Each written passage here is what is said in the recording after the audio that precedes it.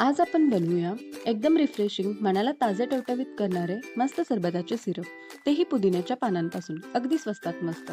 प्रथम मुठभर पुदिन्याची पाने देठासहित स्वच्छ धुवून घेतली आहेत.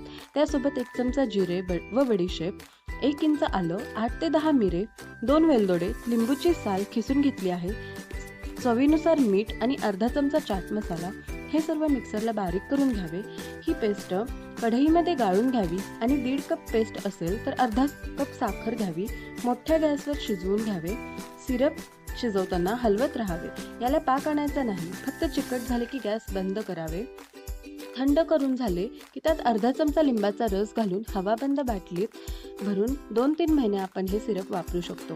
साधारण 2 ग्लास पाण्यामध्ये 2-3 चमचे सिरप घालून घेतले आहे. बर्फाचे आणि लिंबाचे स्लाइस घातले आहेत. वरून सब्जा बी घालावे आणि मनाला तृप्त करणारे पुदिन्याचे सरबत तयार. नक्की करून